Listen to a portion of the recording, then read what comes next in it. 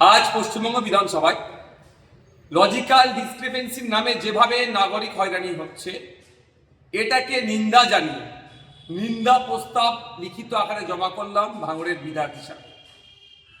পশ্চিমবাংলা বিধানসভার মধ্যে যে আইন আছে, রুল আন্ডার 185কে সামনে রেখে এই নিন্দা প্রস্তাব আমি জমা করেছি।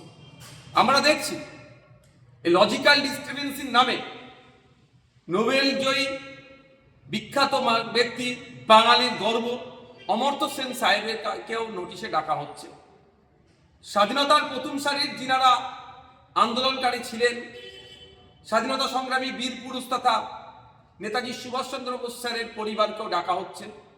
বেলুড় মঠের সন্ন্যাসীরাও এই ডাকের হয়রানির শিকার থেকে বাঁচছে না। ইভেন ফুরফুরা শিবের পীর সাহেব বিদ্যাদাদেরকেও এই অহেতুক হয়রানি করা হচ্ছে।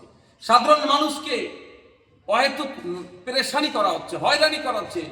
এইটা নিন্দাজনক কাণ্ডকে নিন্দা জানাবার জন্য ইতিপূর্বে আমি রাজ্য সরকারের কাছে প্রস্তাব রেখেছিলাম যে সরকারের পক্ষ থেকে যে একটা নিন্দা প্রস্তাব নিয়ে আসা হোক, কিন্তু সরকারের সেই আওয়াজে সাড়া দেয়নি।